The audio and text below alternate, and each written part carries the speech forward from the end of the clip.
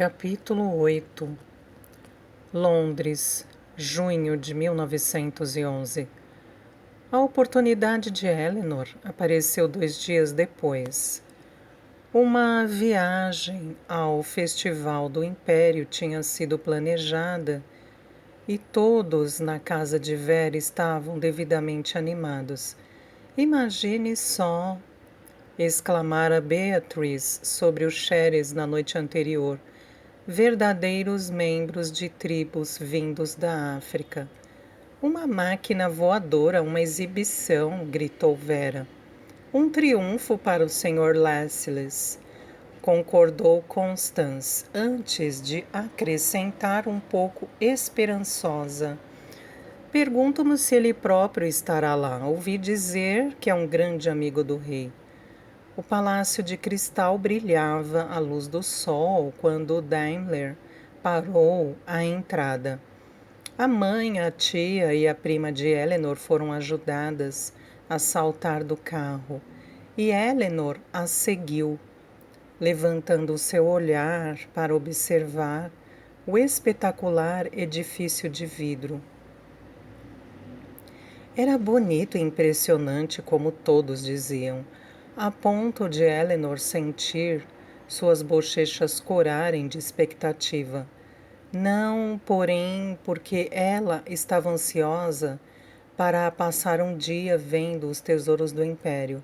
Eleanor tinha algo muito bem planejado na cabeça. Seu grupo seguiu por dentro da seção britânica e uma boa meia hora foi gasta concordando com a superioridade de tudo que havia ali dentro antes de passarem para as delícias exóticas das colônias.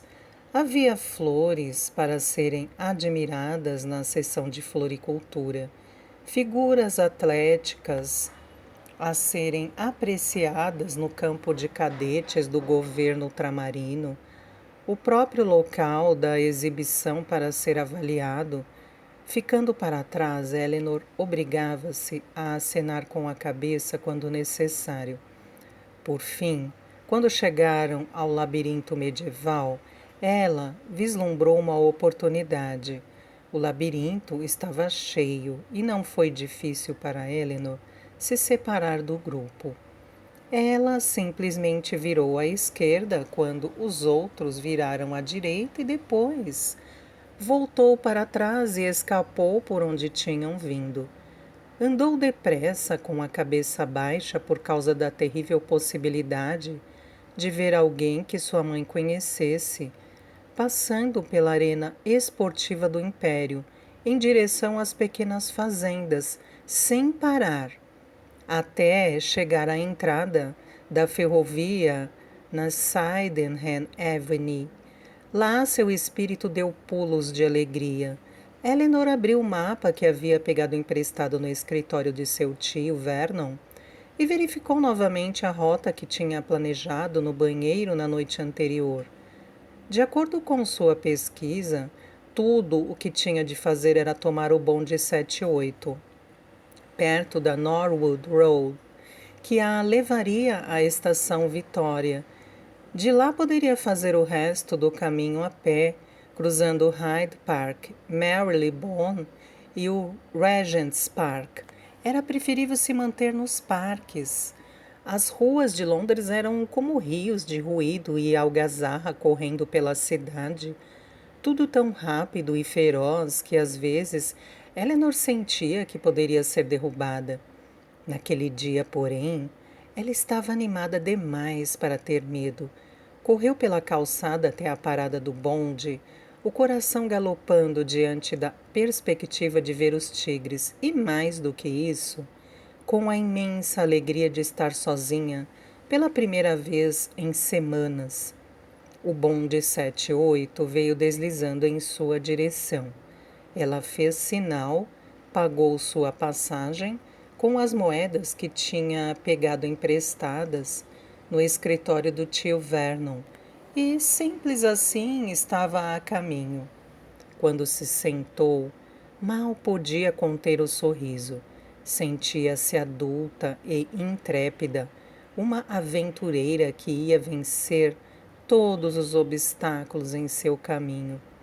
Os laços que ela pensara que estivessem quebrados agora estavam fortalecidos, com sua infância, com sua vida anterior, com seu antigo eu. Ela sentiu uma emoção semelhante à de quando brincava de As Aventuras do Vovô Horace. Quando o bonde enfim cruzou a ponte Vauxhall e deslizou em seus trilhos através de Belgrávia, Eleanor acariciou o pingente de dente de tigre na corrente debaixo de sua blusa. A estação Vitória estava um caos, com pessoas andando em todas as direções, um mar de cartolas, bengalas e saias longas. Eleanor desceu do bonde e atravessou a multidão o mais rápido que pôde, saindo para a rua, onde as carruagens, puxadas por cavalos, e os cocheiros se empurravam de um lado para outro a caminho dos chás. Ela poderia ter dado pulos de alegria por não estar a bordo de uma delas. Parou um instante para se orientar e então seguiu pelo Grosvenor Place. Ela andava depressa e estava ofegante. Londres tinha um cheiro diferente, uma mistura desagradável de estrume com fumaça de chaminé, de velho e novo, e ela ficou feliz quando entrou no Hyde Park e sentiu o perfume de rosas. As babás em uniformes engomados desfilavam grandes carrinhos pela terra vermelha de Rottenroll e o gramado estava coberto por espreguiçadeiras verdes baratas. Barcos a remo salpicavam o Serpentine como patos enormes. Comprem suas lembranças aqui, gritou um vendedor ambulante, sua barraca cheia de bandeiras comemorativas da coroação e fotos da nova e enorme estátua da paz diante do palácio de Buckingham. Paz? Seu tio gostava de bufar a cada vez que a carruagem passava pela estátua. O mármore branco brilhando contra a pedra suja e escura do palácio. Nós teremos sorte se esta década terminar sem outra guerra. Um olhar presunçoso tomava seu rosto severo depois de dizer isso. Não havia nada de que ele gostasse mais do que da expectativa de más notícias. Não seja estraga prazeres, papai, repreendia Beatriz, antes que sua atenção fosse desviada por uma carruagem. Oh, veja, não é a carruagem dos Manners? Você ouviu a última de Lady Diana? Ela se vestiu de preto para um baile de caridade em que deviam ir todos de branco. Dá para imaginar a raiva de Lady Sheffield. Agora, Eleanor estava correndo em direção a Bayswater Road, sob o Marble Arch, pelos limites de Mayfair até Marylebone. A placa para Baker Street a fez pensar de novo no tio Vernon, que se intitulava detetive e se divertia muito com Sherlock Holmes. Eleanor pegou emprestado alguns livros de mistério no escritório do tio, mas não era uma entusiasta. A arrogância do racionalismo ia de encontro a seus amados contos de fadas.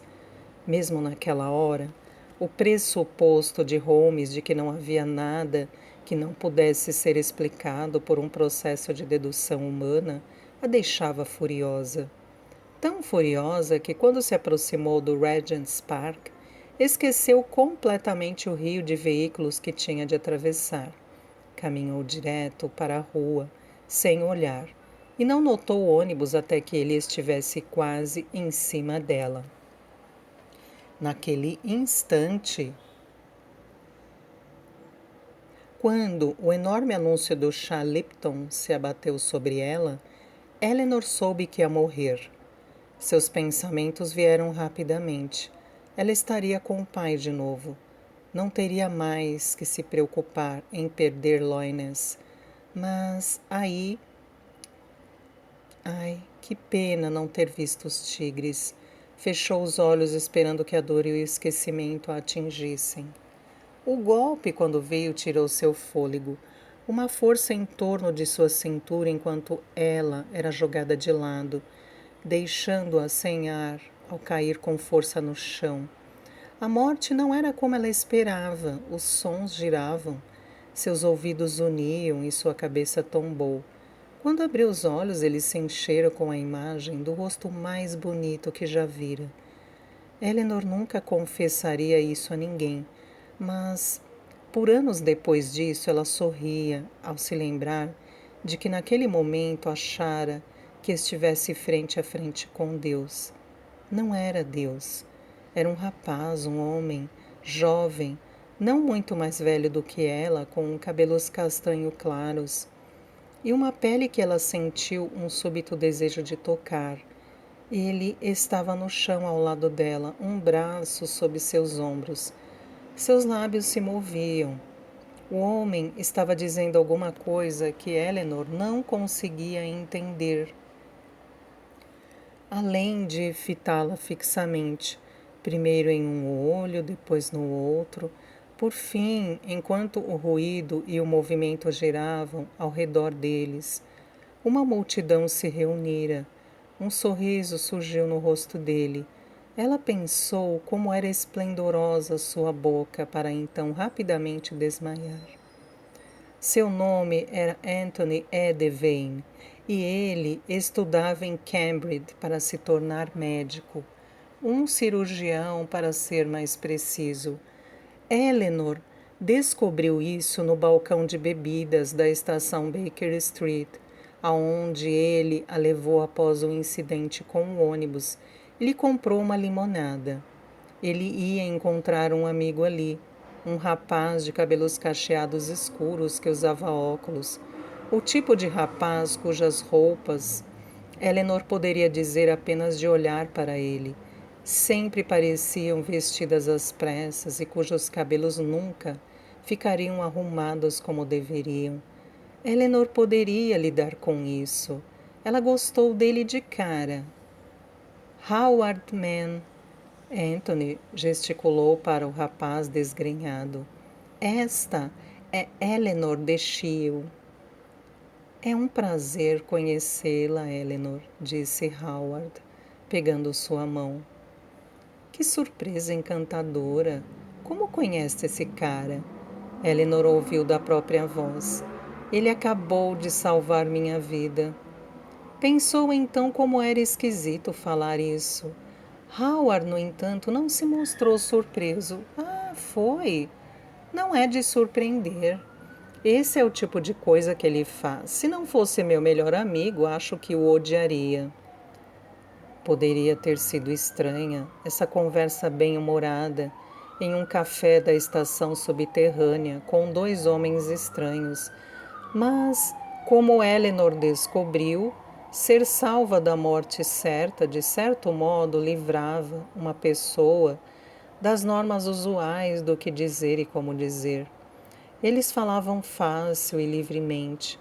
Quanto mais ouvia, mais ela gostava daqueles dois. Anthony e Howard implicavam muito um com o outro, mas de um jeito afável e, portanto, inclusivo. Ela se viu expressando opiniões de uma maneira que não fazia havia muito tempo, rindo, acenando e discordando, às vezes com uma veemência que teria horrorizado sua mãe. Os três conversaram ferozmente sobre ciência e natureza, política e honra, família e amizade. Eleanor descobriu que Anthony queria ser cirurgião mais do que qualquer coisa na vida e que esse desejo vinha de quando era um garotinho e a empregada favorita dele morreu de apendicite por falta de um médico qualificado. Que Howard era o único filho de um conde extremamente rico, que passava seus dias na Riviera Francesa com a quarta esposa e enviava o dinheiro para os cuidados do filho a um fundo administrado por um gerente do Banco Lloyds de Londres. Que os dois rapazes tinham se conhecido no primeiro dia de escola, quando Anthony emprestara a Howard seu chapéu reserva para que ele não fosse castigado pelo inspetor, por estar sem o uniforme completo, e também que eram inseparáveis desde então. Mas como irmãos, disse Anthony, dando a Howard um sorriso caloroso. O tempo voou e durante uma rara pausa na conversa, Howard franziu a testa de leve e disse a Eleanor: Não quero estragar a festa, mas acaba de me ocorrer que alguém deve estar sentindo sua falta. Ela ficou chocada ao olhar o relógio de seu pai. Ela o usava desde que ele morrera, para grande aborrecimento de sua mãe, e perceber que haviam se passado 3 horas desde que ela havia se perdido de sua família no labirinto. Teve uma súbita visão da mãe em um estado de apoplexia emocional. Sim, concordou ela, sombria. É uma possibilidade real. Bem, disse Howard, deveríamos levá-la para casa, certo, Anthony? Certo, respondeu Anthony, franzindo a testa para o relógio e batendo no vidro como se a hora que ele mostrava estivesse errada. Sim, claro. Eleanor se perguntou se era apenas imaginação sua a nota de relutância na voz dele. É terrivelmente egoísta de nossa parte mantê-la aqui, conversando quando você de fato deveria estar descansando a cabeça, concluiu Anthony. De repente, Eleanor foi tomada por um desejo desesperado de não se separar dele. Ela começou a fazer objeções. O dia tornara-se maravilhoso e ela se sentia muitíssimo bem. O último lugar aonde ela planejava ir era para casa. Tinha chegado até ali, estava tão perto do zoológico e ainda nem vira os tigres. Anthony estava dizendo algo sobre sua cabeça e o impacto da queda, o que era típico dele, mas realmente ela insistiu, sentia-se bem. Um pouco tonta, tentou se levantar, mas era apenas especulação. Estava muito quente dentro do café e ela não tinha almoçado e... talvez, se ela se sentasse por mais um tempo para recuperar o fôlego, esperar que sua visão clareasse. Ele era insistente. Ela era teimosa. Howard foi quem decidiu. Com um pequeno sorriso de desculpas, pegou o braço dela, enquanto Anthony ia pagar a conta. Eleanor o observou se afastar. Ele era inteligente e gentil, tinha um fascínio óbvio pelo mundo e tudo o que tinha a oferecer. Também era muito bonito. Aqueles cabelos louros, escuros e cheios, a pele bronzeada pelo sol, um olhar que era elétrico, com curiosidade e paixão por aprender. Ela não tinha certeza se não era a sua experiência de quase morte lhe pregando peças, mas ele parecia brilhar. Era tão cheio de ânimo, energia e confiança que de alguma forma parecia mais vivo do que todos os outros ao redor. Ele é especial, não é? Perguntou Howard. A pele de Eleanor brilhou. Ela não tinha a intenção de ser tão óbvia. Ele é o aluno mais inteligente da turma. Ganhou a maioria dos prêmios acadêmicos na nossa formatura. Não que ele vá lhe contar isso. É modesto. É mesmo. Ela fingiu apenas um interesse amável e educado.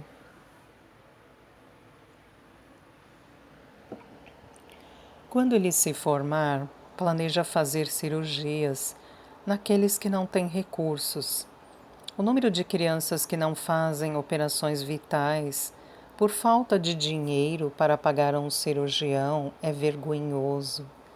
Eles a levaram de volta para Mayfair, no Rolls Royce Silver Ghost de Howard.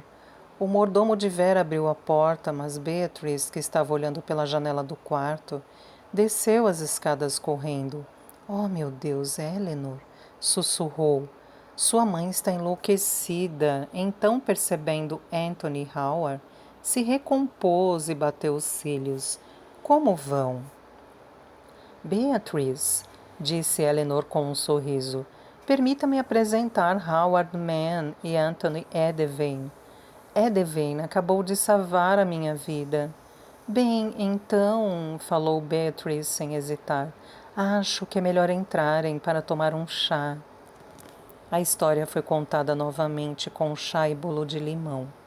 Constance, com as sobrancelhas arqueadas e os lábios apertados, fervilhava de perguntas não formuladas sobre por que Eleanor estava em Marylebone, mas manteve firmemente a compostura enquanto agradecia a Anthony.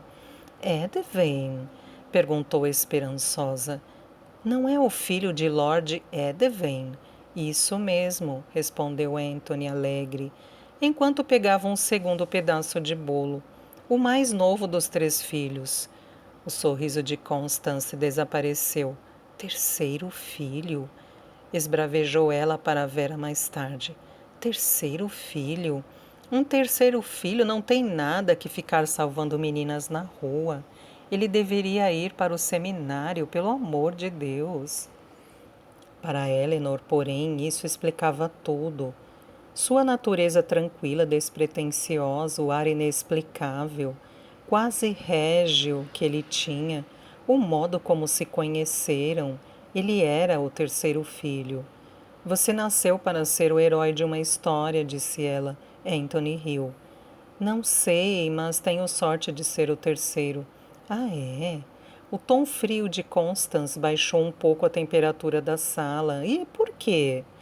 Meu pai já tem um herdeiro e um substituto, o que me deixa livre para fazer o que quiser. E o que seria exatamente, Sr. Edevane? Tornar-me médico.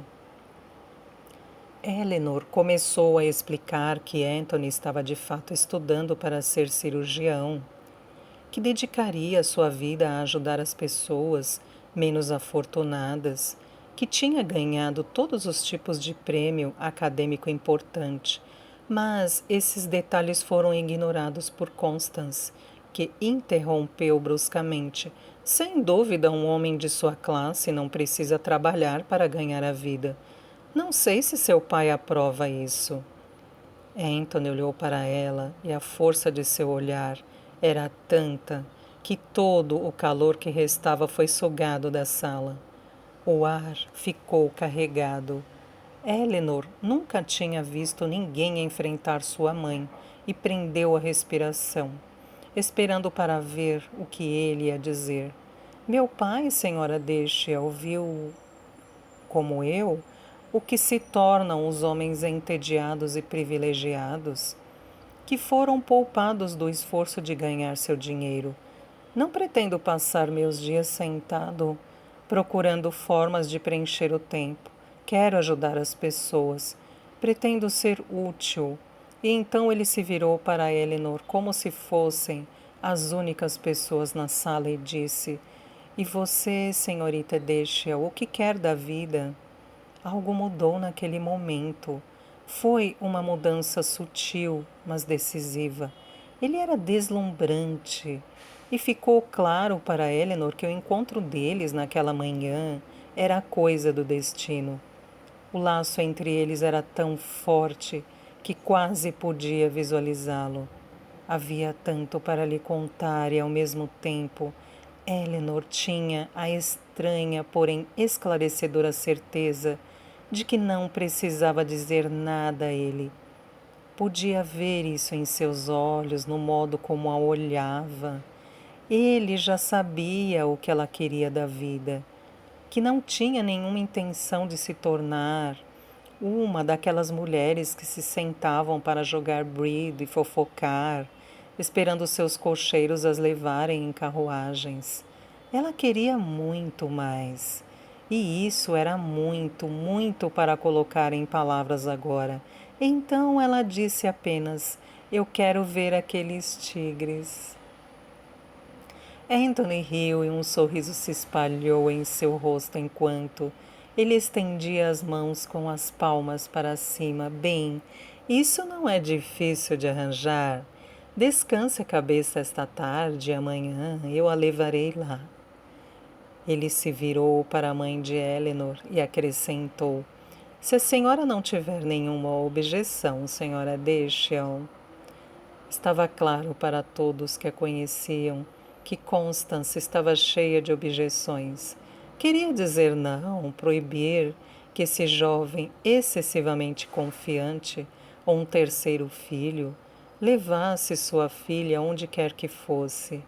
Eleanor não tinha certeza se já tinha visto a mãe desgostar tanto de alguém, mas havia muito pouco que Constance pudesse fazer. Ele vinha de uma boa família, tinha salvado a vida de sua filha. Estava se oferecendo para levá-la ao lugar que ela acabara de dizer que tinha um profundo desejo de visitar. Seria ruim dizer não. Constance plantou um sorriso amargo no rosto e conseguiu emitir um pequeno grunhido de assentimento. Era apenas uma formalidade. Todos na sala podiam sentir que as forças tinham pendido para um lado e que a partir desse momento Constance teria um papel muito pequeno na corte da filha.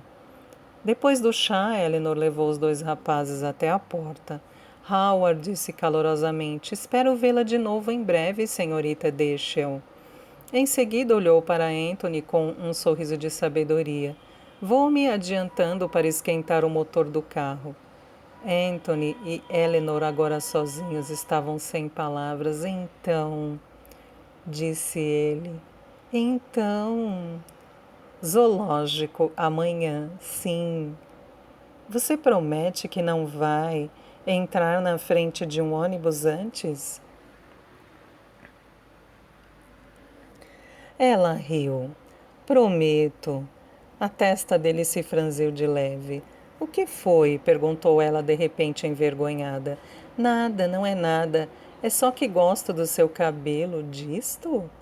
A mão dela tocou um punhado de cabelos em seu estado mais selvagem, depois da animação inesperada do dia.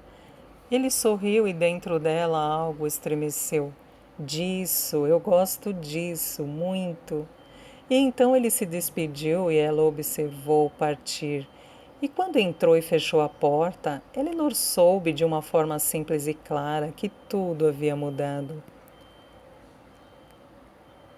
Seria errado dizer que eles se apaixonaram nas semanas seguintes, pois já estavam apaixonados no primeiro dia.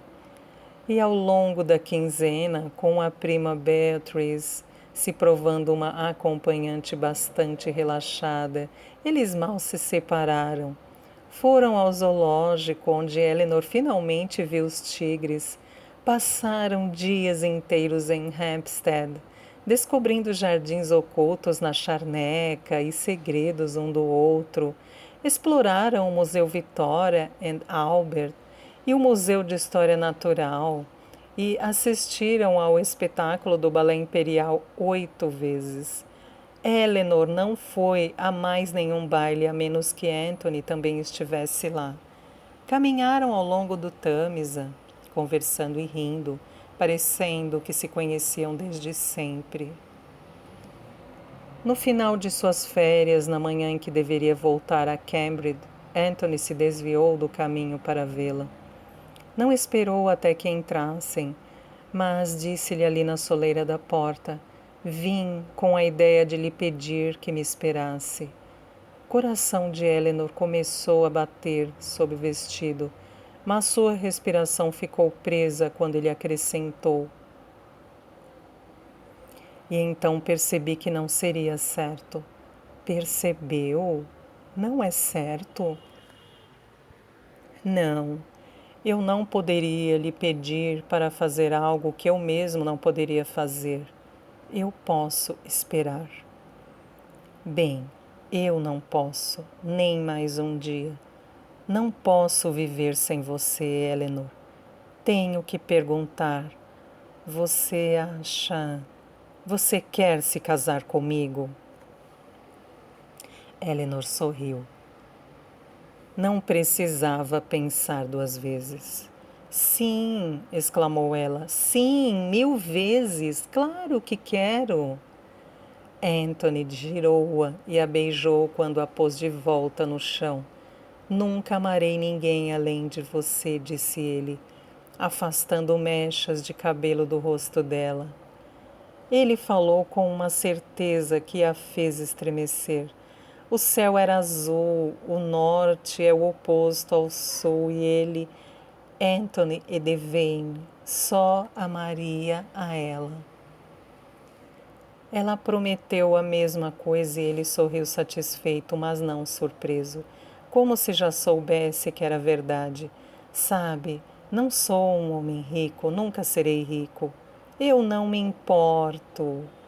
Não posso lhe dar uma casa como esta. Ele fez um gesto para a grande casa da tia Vera. Você sabe que não me importo com essas coisas. Ou uma casa como aquela em que você cresceu, Loines. Não preciso disso, afirmou ela. Pela primeira vez convicta, você é minha casa agora.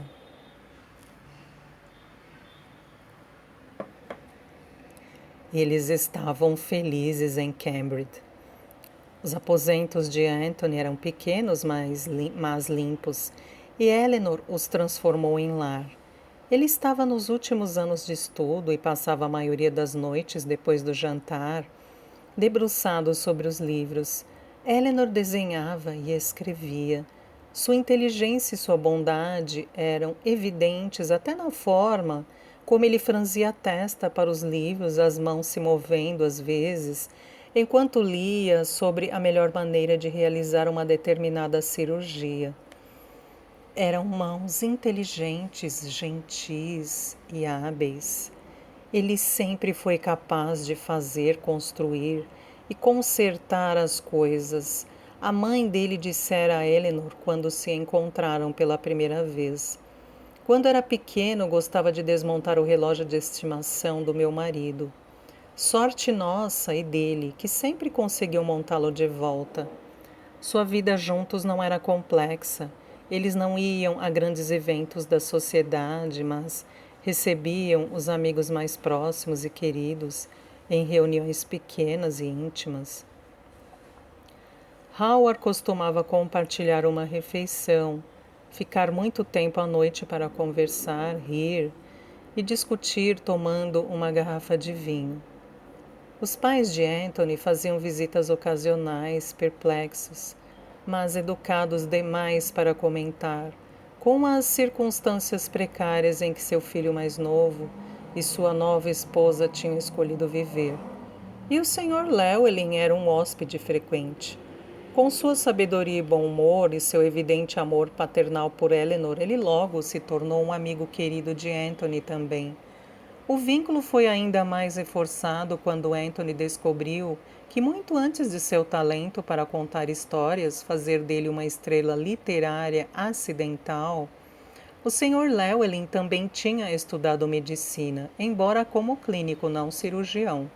Você nunca teve vontade de praticar? Perguntou Anthony mais de uma vez, incapaz de entender o que poderia manter um homem longe de sua vocação. Mas Llewellyn sempre sorria e balançava a cabeça. Encontrei algo com o qual tenho mais afinidade. Melhor deixar esses assuntos para homens capazes como você, cujo sangue arde com a necessidade de ajudar e curar. Quando Anthony se formou em seu treinamento pré-clínico, com a máxima distinção acadêmica e uma medalha universitária, o Sr. Llewellyn foi convidado para se sentar ao lado de Eleanor e de seus pais para vê-lo receber o diploma. Enquanto o vice-reitor fazia seu discurso animador sobre a idade adulta e seus deveres, se um homem não pode ser útil a seu país, é melhor que morra. O Sr. Llewellyn se inclinou para sussurrar ironicamente no ouvido de Eleanor. Que cara alegre, ele me lembra sua mãe. Ela teve que reprimir uma gargalhada, mas os olhos do velho brilhavam de orgulho, enquanto observava o seu jovem amigo se formar. Anthony estava falando sério quando disse que o dinheiro não tinha nenhuma importância para ele. Tão pouco para Eleanor, mas a vida podia ser sorrateira e fez com que em pouco tempo eles viessem a ser muito ricos. Eles estavam casados havia 9 meses, quando no cais de Southampton se despediram dos pais e dos irmãos mais velhos dele, que estavam viajando juntos para Nova York. Você gostaria de ir também? Perguntou Anthony em meio ao barulho da multidão. Eles tinham falado de viajar com a família, mas o orçamento de Anthony não era suficiente para comprar as passagens, e ele se recusou a permitir que os pais pagassem. Ele se sentia mal, ela sabia, constrangido por não poder bancar esses luxos. Eleanor não poderia ter se importado menos. Ela deu de ombros. Eu fico enjoada no mar.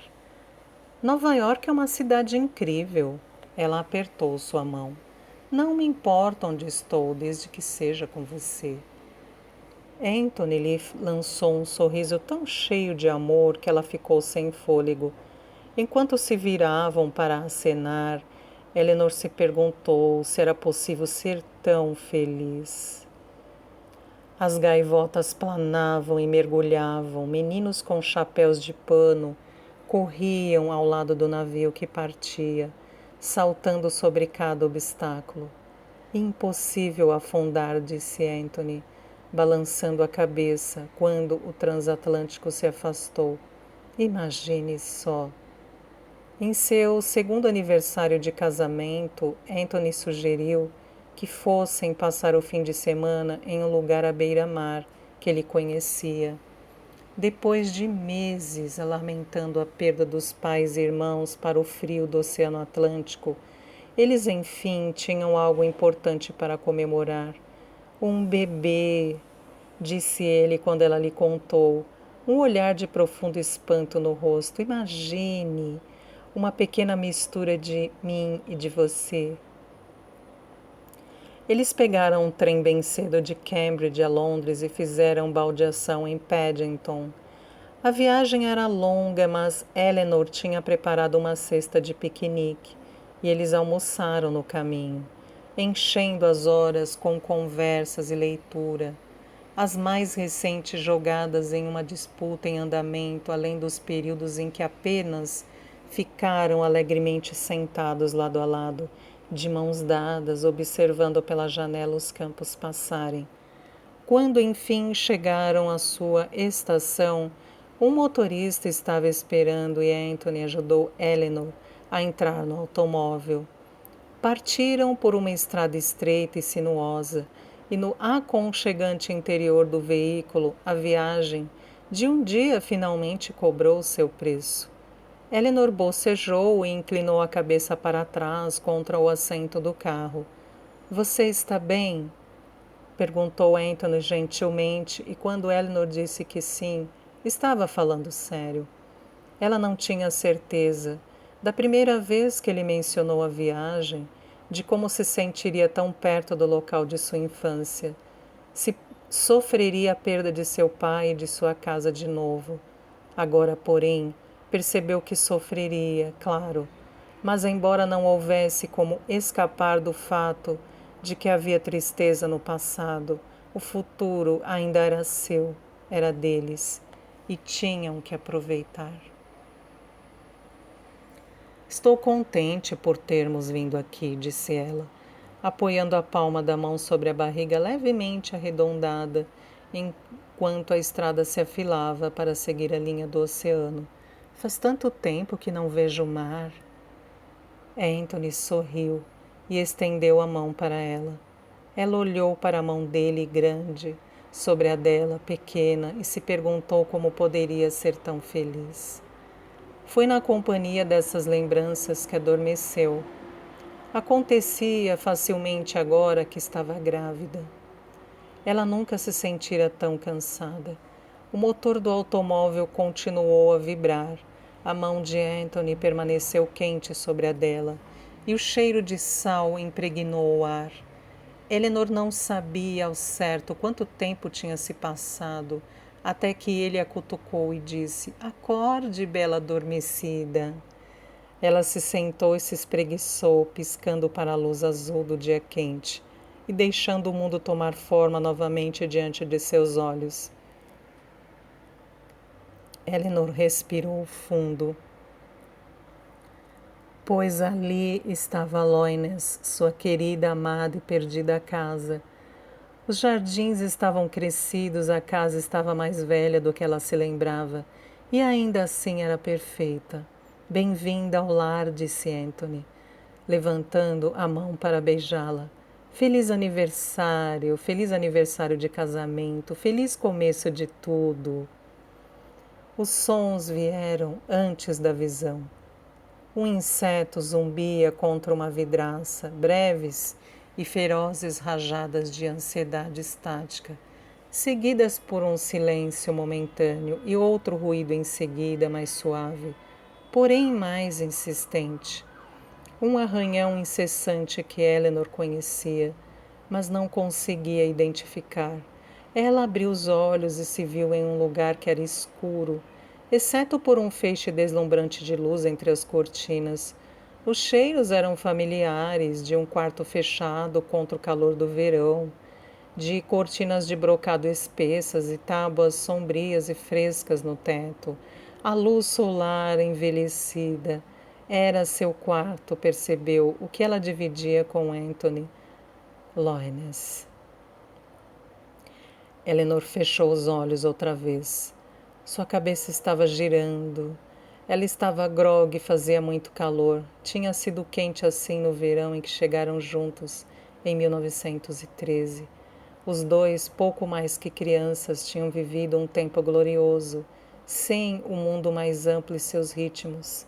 A casa precisava muito de reparos, então eles se instalaram na casa de Barcos, o querido local de brincadeiras de sua infância. O alojamento era primitivo, uma cama, uma mesa, uma cozinha básica e um pequeno banheiro, mas eles eram jovens, apaixonados e costumavam viver com quase nada. Mais tarde, por anos, quando Anthony estava fora servindo na guerra e ela sentia sua falta, sempre que ficava triste, sozinha ou deprimida, ia para a casa de Barcos, levando consigo as cartas de amor que ele lhe escrevia.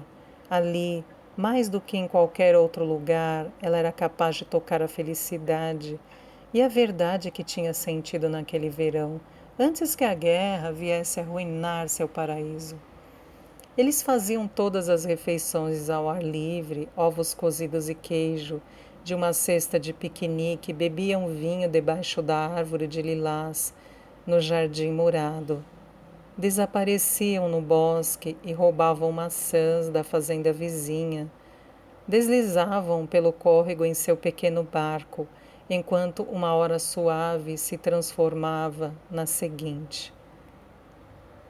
Em uma noite clara e silenciosa, tiraram as velhas bicicletas do galpão e seguiram junto ao caminho de terra, correndo, rindo, respirando o sal do ar quente enquanto o luar fazia as pedras, ainda quentes do dia, brilharem. Foi o verão perfeito. Ela sabia disso naquele momento. O feitiço longo e ensolarado, a juventude deles, o amor novo e envolvente que haviam encontrado. Mas também havia forças maiores atuando. Aquele verão foi um começo para os dois, sua nova família, sua vida juntos, mas também foi o fim de algo. Eles, junto com o resto da humanidade, estavam à beira de um precipício. Os ritmos de sua vida, inalterados por gerações, estavam prestes a receber uma sacudida sísmica. Havia pessoas que tinham vislumbrado o que estava por vir, mas não Eleanor. O futuro parecia inimaginável. Ela estava felizmente envolvida no presente sublime e inebriante, em que tudo o que importava era o dia a dia. Mas nuvens de guerra estavam se reunindo e o futuro espreitava nas sombras.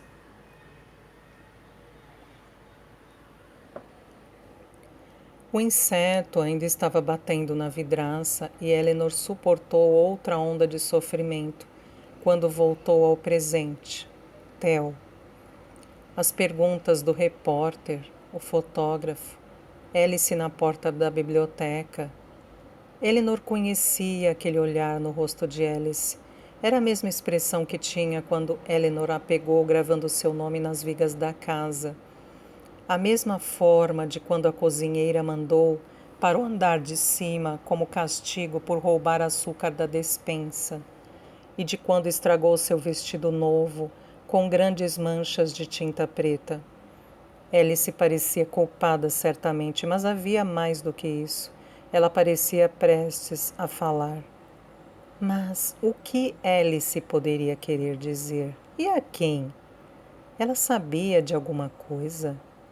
Tivera sua entrevista com o policial como todos os outros na casa. Seria possível que ela tivesse informações sobre o paradeiro de Theo, que ainda não mencionara? Como poderia? Disse uma voz no escuro. Ela ainda é só uma criança.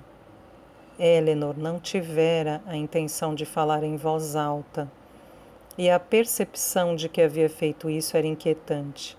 Ela olhou pela escuridão do quarto. Sua boca estava seca, provavelmente efeito da medicação que o Dr. Gibbons lhe dera. Estendeu a mão para o copo de água na mesa de cabeceira, e a pessoa além dele se tornou mais clara na escuridão. Sua mãe, sentada na cadeira de veludo marrom junto à mesa. Eleanor logo perguntou: alguma notícia? Ainda não. A mãe estava escrevendo cartas, a caneta arranhando o velino, mas o bom policial, o mais velho, que tinha o olho ruim, me disse que receberam informações que poderiam ser úteis. Informações? Ora, Eleanor, você sabe que não tenho cabeça para detalhes. Eleanor tomou um gole de água. Sua mão tremeu e sua garganta ardeu. Tinha que ser Alice. Ela podia imaginar a segunda filha olhando para o policial encarregado, a confiança animando seus traços ansiosos, enquanto pegava aquele diário e começava a ler as anotações. Observações e teorias nas quais ela apenas acreditava eram relevantes. E talvez Alice realmente pudesse ajudar. Talvez ela tivesse visto algo que levaria a polícia a Theo. A menina tinha desenvolvido um hábito estranho de estar onde não deveria. Preciso falar com Alice. Você precisa descansar. Esses comprimidos para dormir do Dr. Gibbons são como um soco. Ou pelo menos foi o que me disseram. Mãe, por favor. Um suspiro. Não sei onde ela está. Você sabe como é a garota. Deveria saber. Você era igualzinha nessa idade, uma mais teimosa que a outra. Eleanor não negou a comparação, e para ser honesta, tampouco poderia contradizer a descrição, embora teimosa. Talvez fosse uma escolha preguiçosa. Havia outras mais adequadas. Eleanor preferia pensar em sua versão mais jovem, como tenaz, devotada até. O Sr. Llewellyn, então. Por favor, mãe, ele vai saber onde encontrar Alice. Também não vi. Na verdade, a polícia estava atrás dele. Ouvi dizer que não conseguiram encontrá-lo em lugar nenhum. Havia um boato de que ele tinha partido. Muito peculiar. Mas ele nunca foi muito confiável e está mais assustado do que um gato ultimamente. Eleanor tentou se sentar. Naquele dia não tinha condições de considerar o antigo desprezo de sua mãe pelo Sr. Llewellyn. Ela teria que encontrar Alice sozinha. Ah, mas sua cabeça estava latejando. Ela a segurou com as mãos, e Edwina choramingou na beirada da cama. Só mais 1 ou 2 minutos para se equilibrar era tudo de que precisava, para parar seus pensamentos de desordem, para fazer sua cabeça parar de girar. Constance estava simplesmente dizendo injúrias. Eleanor sabia que não havia como o Sr. Llewellyn tê-la abandonado num momento como aquele. Ele estivera ansioso nas últimas semanas, isso era verdade, mas era seu amigo mais querido. Ele tinha que estar em algum lugar no jardim cuidando das meninas. Essa era a única coisa que explicava sua ausência ao seu lado. E quando ela o encontrasse, encontraria Alice. Por mais turva que estivesse sua mente, por mais que ela quisesse desesperadamente se afundar na cama e se esconder sob as cobertas para negar o horror do dia, Eleanor estava determinada a falar com Alice. A filha sabia alguma coisa sobre o desaparecimento de Theo. Eleanor estava certa disso.